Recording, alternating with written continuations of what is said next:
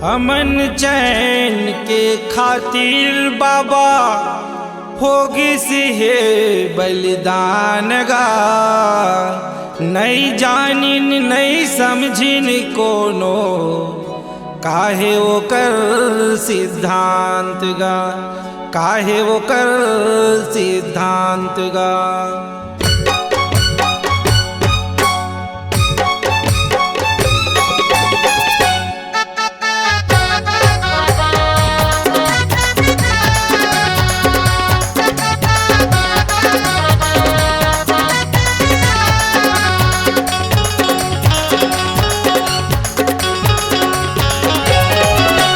याद करो कुर्बानी गुरबाला दास के।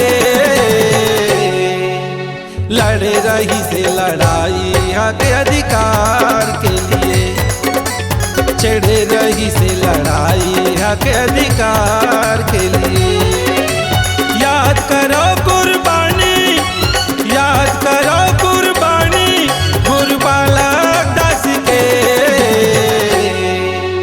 लड़े रही से लड़ाई हक अधिकार के लिए, चढ़े रही से लड़ाई हक अधिकार के लिए।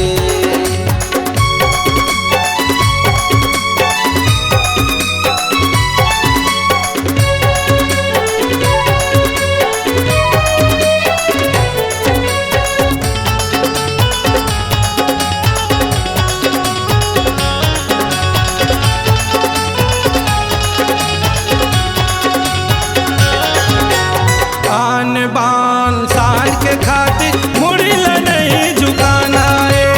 यही प्रतिष्ठा रही गुरु के जन जन ला बताना है।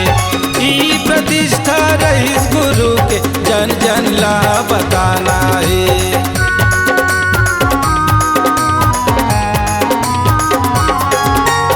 आन बान शान के खातिर मुड़िल नहीं झुकाना है।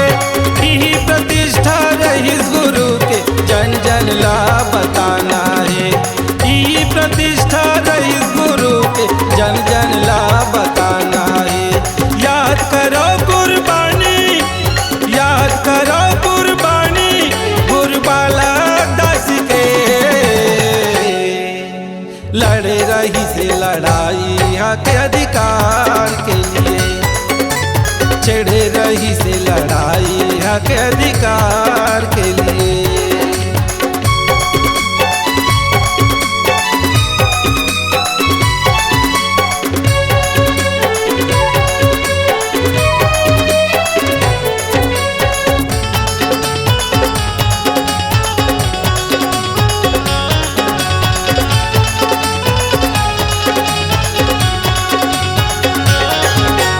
नवा सवेरा लाए बर गुरु देखे रही से सपना।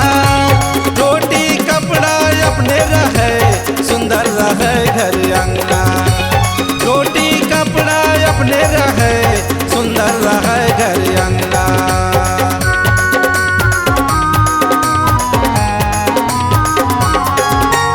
नवा सवेरा लाए बर गुरु देखे रही से सपना। रोटी कपड़ा अपने रहे सुंदर रहे घर अंगना। रोटी कपड़ा अपने रहे सुंदर रहे घर अंगना। याद करो कुर्बानी गुरबाला दास के।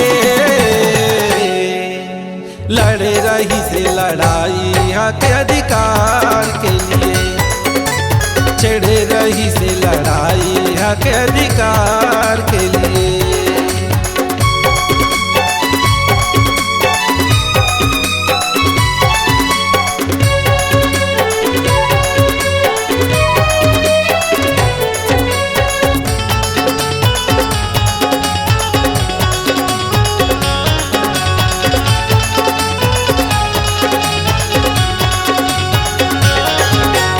अमन चैन के खातिर बाबा होगी सिए बलिदान गा।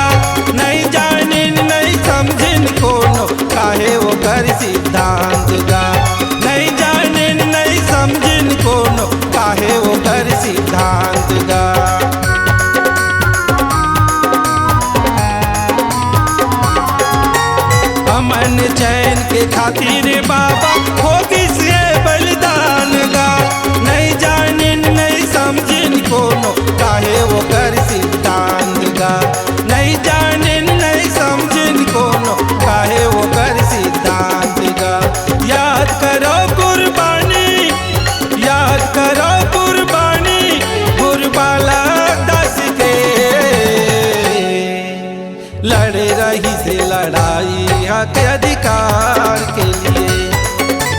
छिड़े रही से लड़ाई हक अधिकार के लिए।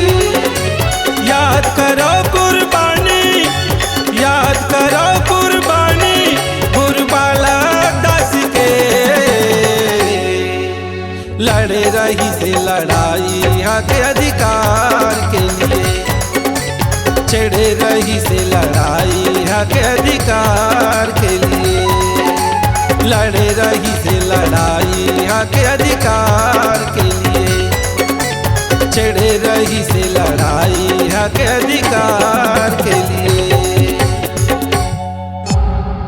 C-Log Digital Recording Studio, Cordoba. Contact number 99071192115.